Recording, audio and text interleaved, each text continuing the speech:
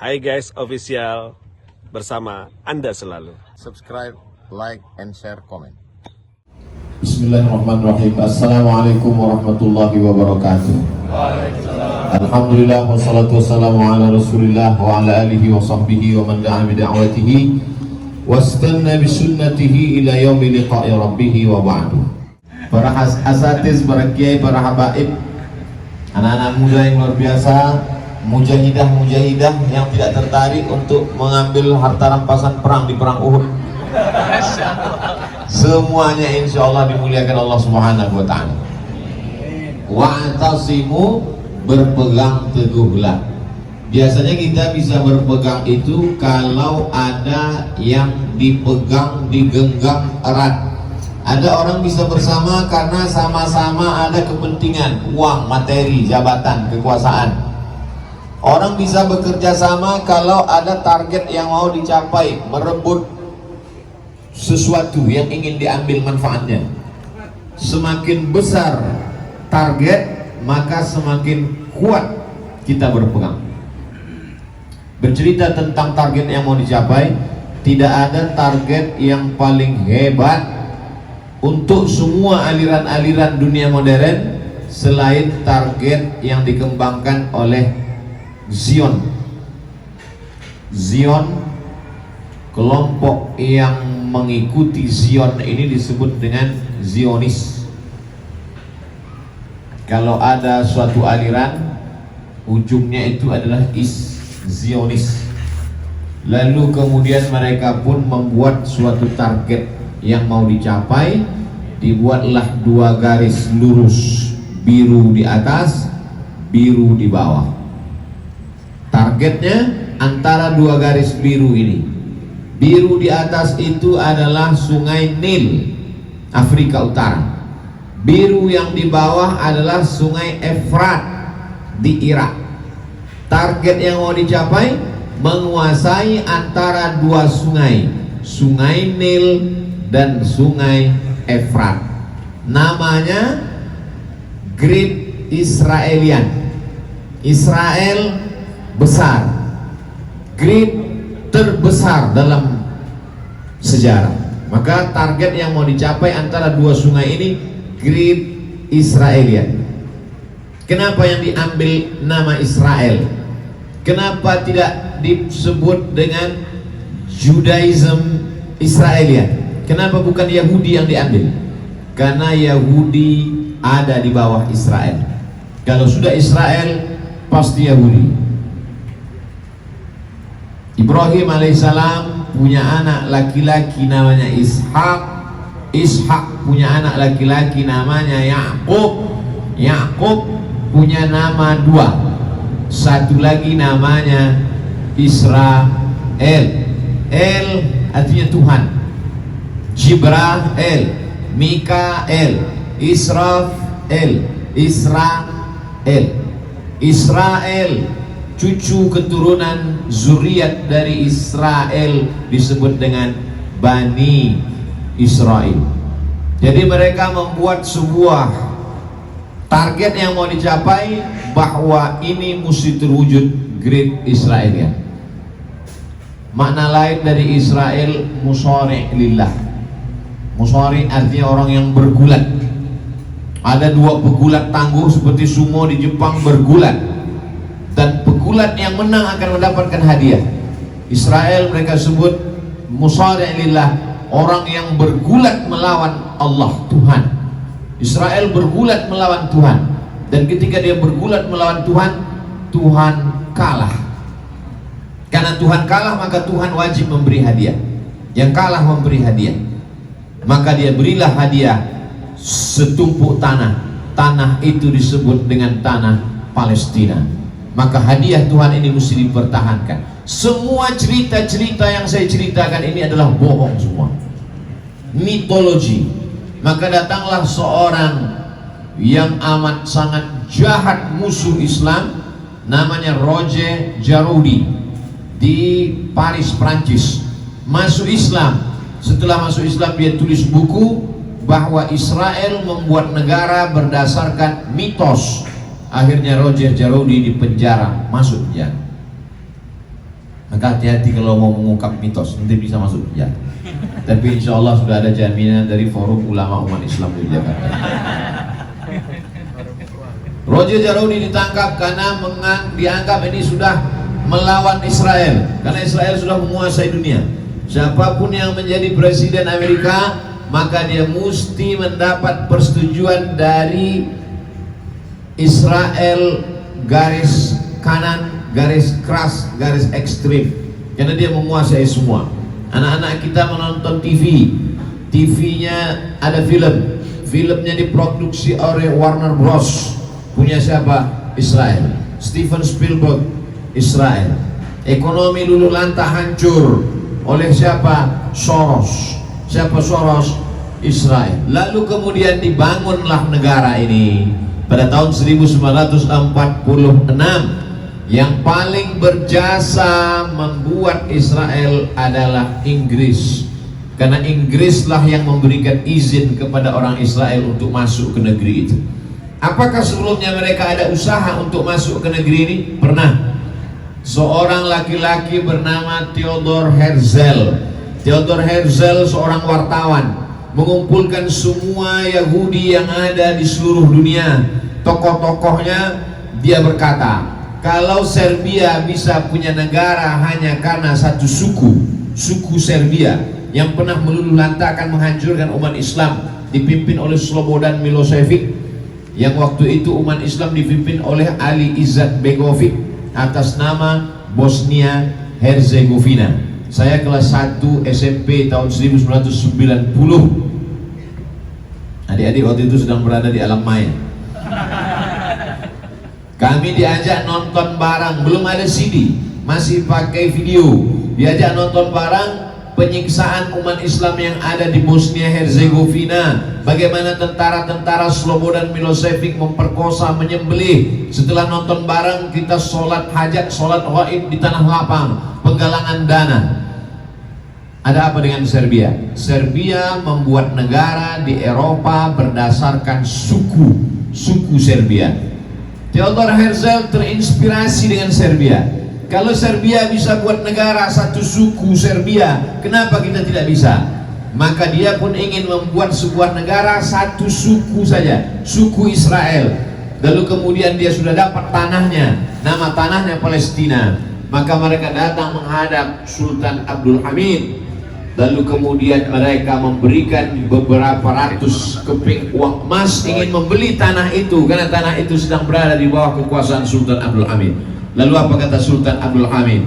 Yang direbut dengan darah syuhada tidak akan bisa diambil dengan kepingan emas. Inilah yang menginspirasi mujahidah yang tidak tertarik dengan ghanimah harta rampasan perang Uhud tadi. Takbir! Cuman saya belum diberitahu yang berapa rampasannya.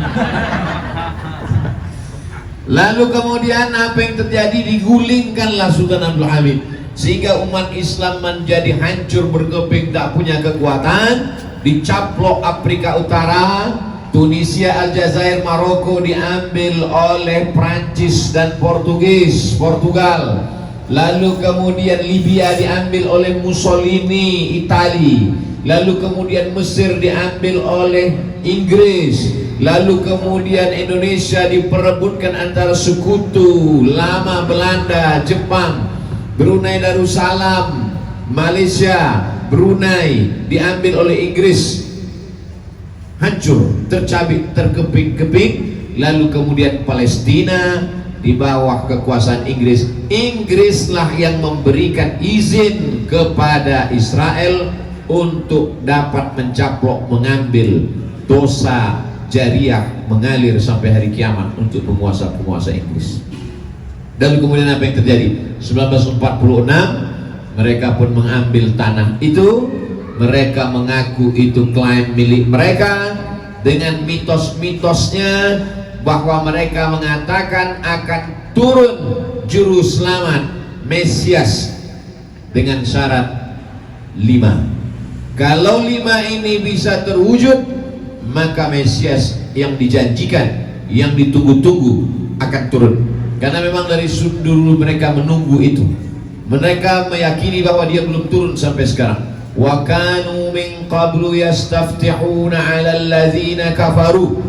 Setiap kali mereka perang melawan orang kafir, mereka selalu yastaftihun, minta kepada Allah, beri kami kemenangan berkat juru selamat yang akan turun. Juru selamat itu keturunan dari Ibrahim, tapi tidak disebutkan apakah dari silsilah Yakub, Ismail atau Ishak. Hanya dikatakan dia dari keturunan Ibrahim. Maka selalu mereka falamma ja'ahum ma'arafu kafaru bi. Ketika yang mereka tunggu-tunggu itu datang kepada mereka, mereka mengingkari dan mengkafirinya. Sebenarnya dalam agama Islam yang ditunggu-tunggu Yahudi itu sudah datang. Alladzina atainahumul kitab, mereka yang kami beri Alkitab, Taurat itu, ya'rifunahu, mengenal dia, mengenal juru selamat yang ditunggu-tunggu itu. Kama ya'rifuna abna'ahum, sebagaimana mereka mengenal anak kandung mereka sendiri. Tapi kenapa mereka tidak mengakuinya?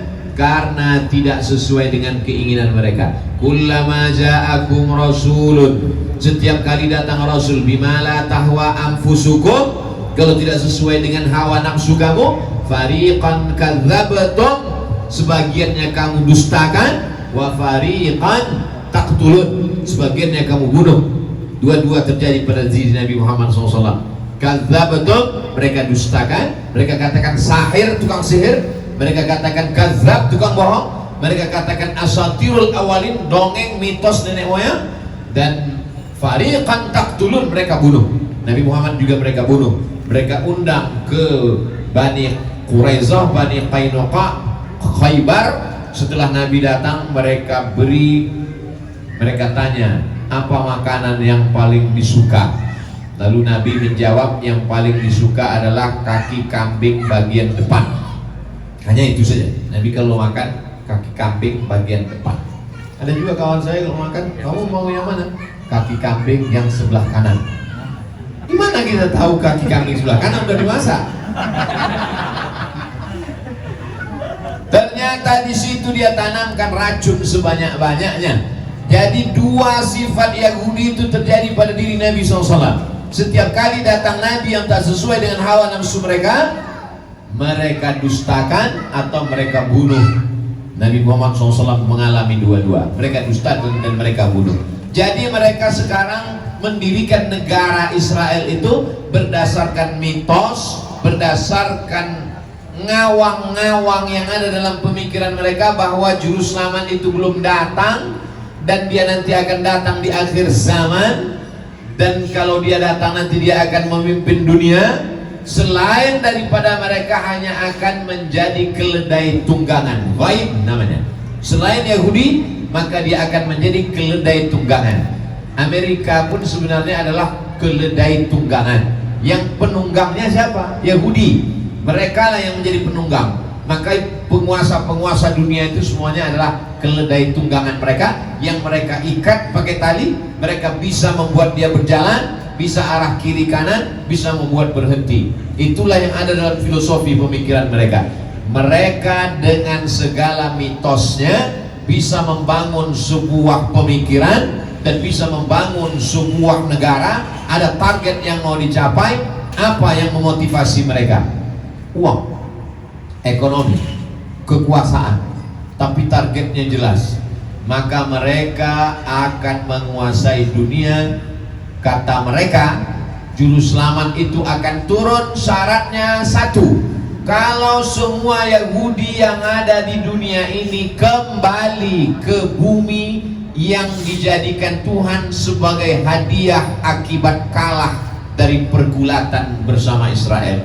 Maka berlomba-lombalah mereka pulang ke bumi itu sejak 1946. Dan sekarang sudah berkumpul di bumi itu sebanyak 5 juta Yahudi. Yang sebelumnya mereka terpecah belah. Ada di Rusia, ada di Eropa, yang dilululantakkan dihancurkan oleh Nazi. Lalu kemudian ada di Maroko, ada di Spanyol. 1946 mereka berlomba-lomba pulang bersama ke Palestina. Tapi ada yang diterima pulang, ada yang tidak diterima pulang.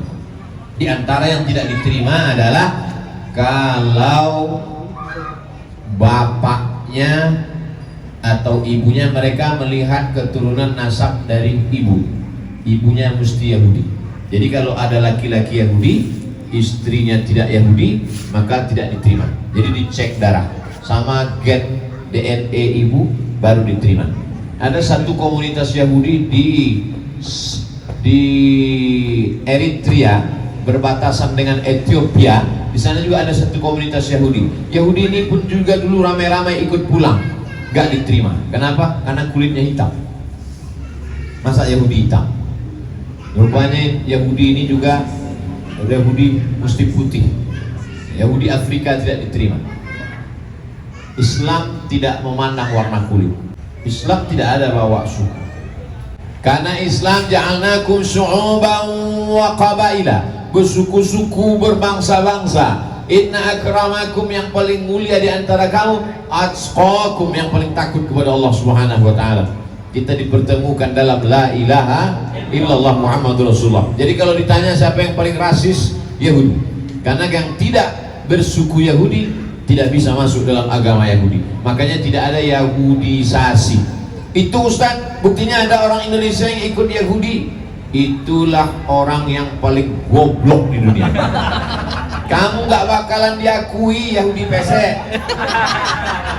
Yahudi itu mancung, putih.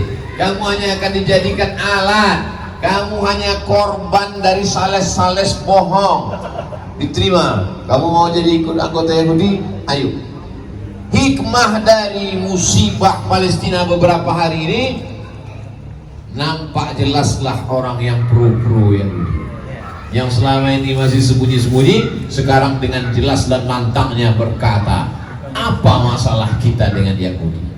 Orang yang mengatakan kita tidak punya masalah dengan Israel, maka dialah yang sedang bermasalah di hadapan Allah Subhanahu wa ta'ala.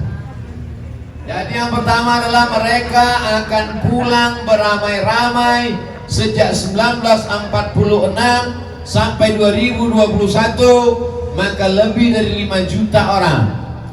Satu pemain back bertahan di dalam, yang lain menyebar ke seluruh dunia dengan kekuatan ekonomi politik global luar biasa, tapi cita-citanya satu, Great Israel. Yang kedua, setelah kamu berhasil kembali merebut tanah Palestina, apa yang mesti kamu lakukan? Menanam hijau. Hijau.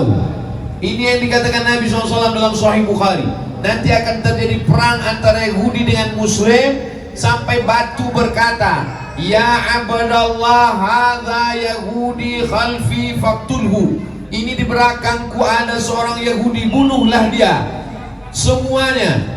Tapi ada satu pohon yang tidak mau menunjukkan di mana orang Yahudi, tempat bersembunyi mereka. Syajaratul Gharqad. Saya dari Kairo naik bis sampai ke Rafah.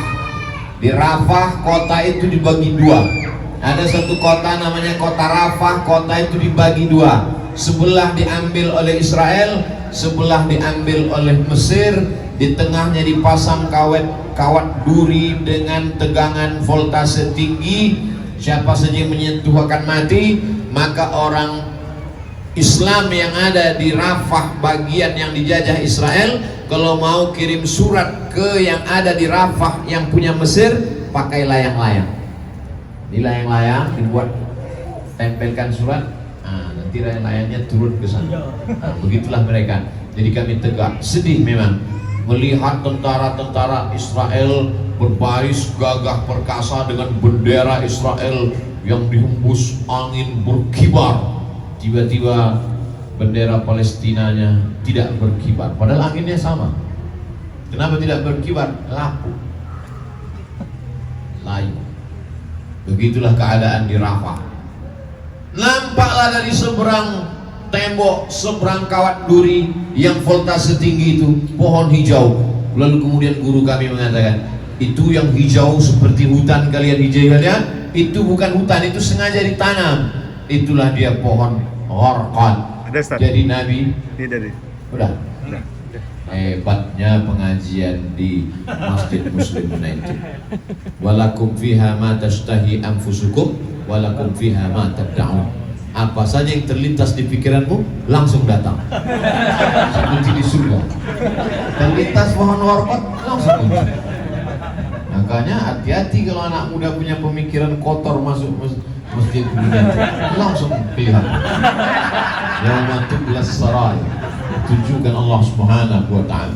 Jadi ditanam mereka karena dalam pemikiran mereka itu juru selamat mitos yang punya pikiran Yahudi itu, kata dia sudah nongkrong di langit, dia nunggu.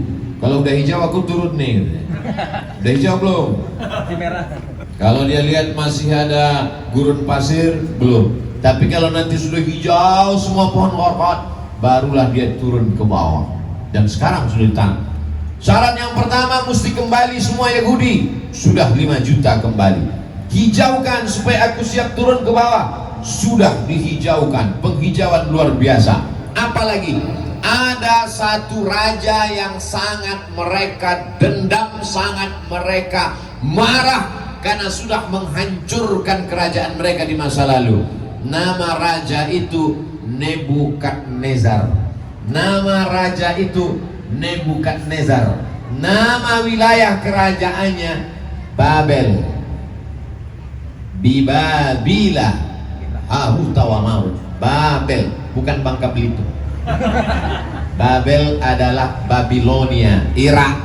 Maka saking sakit hatinya mereka, setiap penguasa mereka mesti menghancurkan Babel untuk membalaskan sakit hati juru selamat mitos mereka.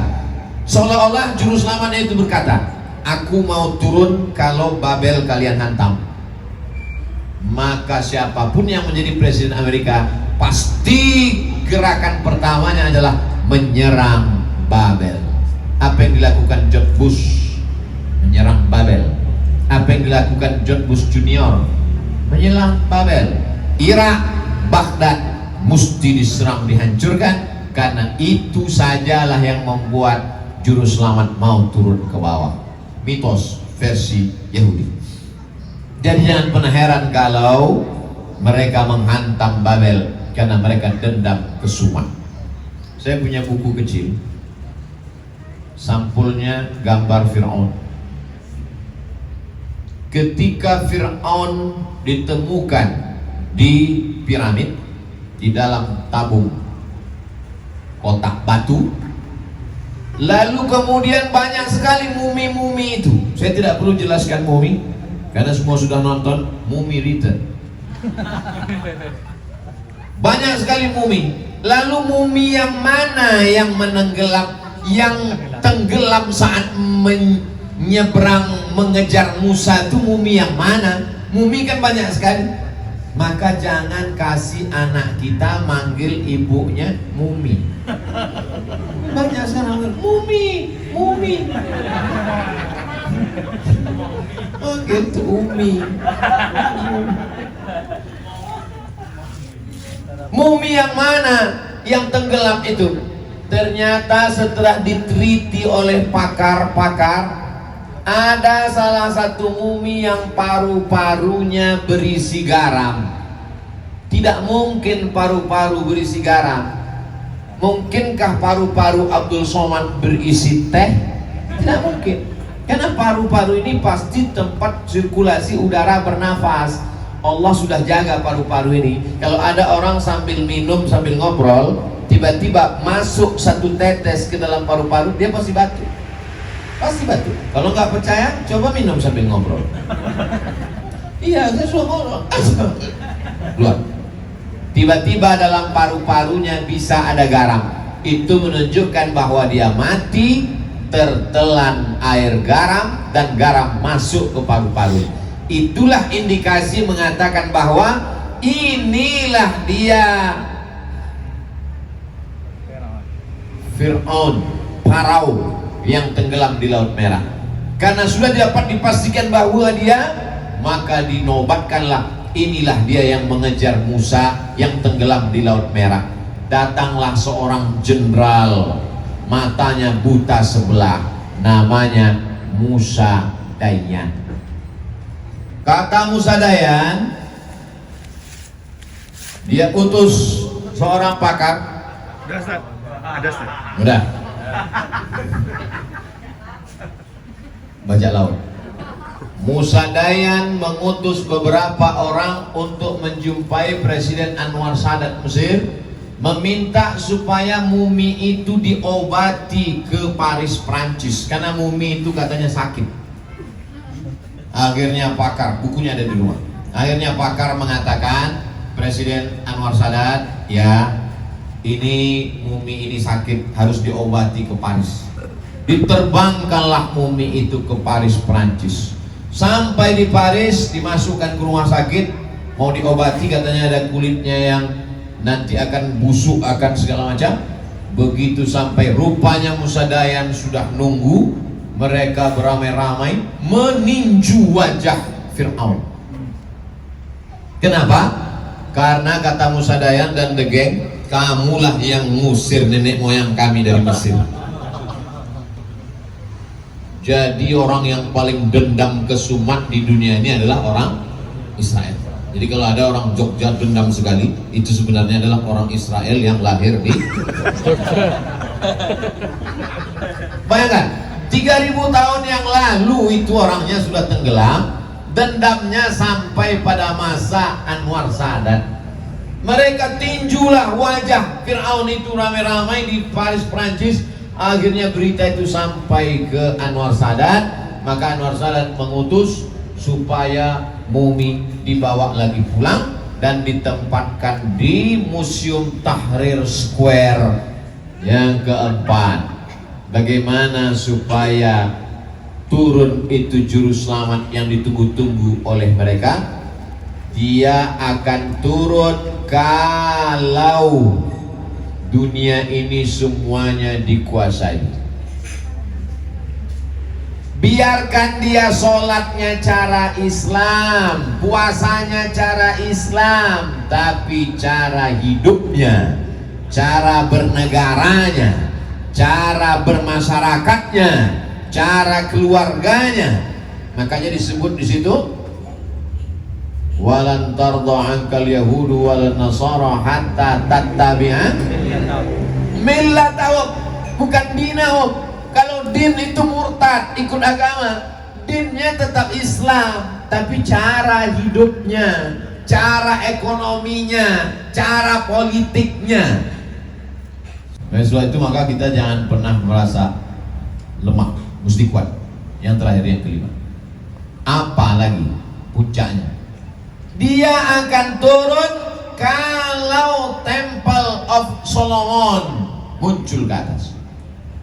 Temple of Solomon, kuil Sulaiman, mitos lagi.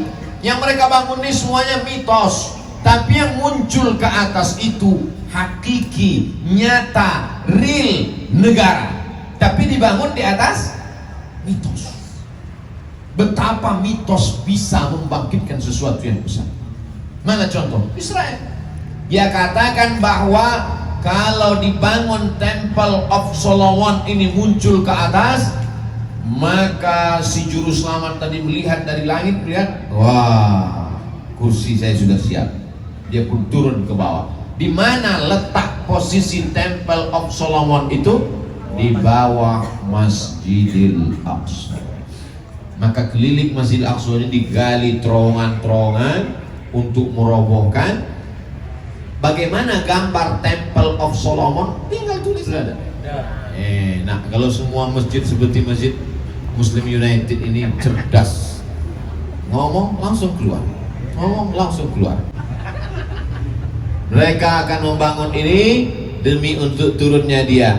Kalau mereka membangun peradaban berdasarkan mitos, bisa melahirkan kekuasaan yang hakiki. Apakah peradaban Islam itu mitos? Tidak. Apakah ajaran Islam itu mitos? Lalu kenapa tidak bisa melahirkan yang hakiki? Jawabannya adalah Yahudi percaya kepada mitos bisa melahirkan yang hakiki. kita tidak percaya kepada yang hakiki, maka kita hanya menjadi mitos. Itulah yang dapat saya sampaikan pada kesempatan ini. Mudah-mudahan ada manfaatnya. Saya kembalikan kepada Al-Habib Ja'far Al-Jufri. Hi guys, official.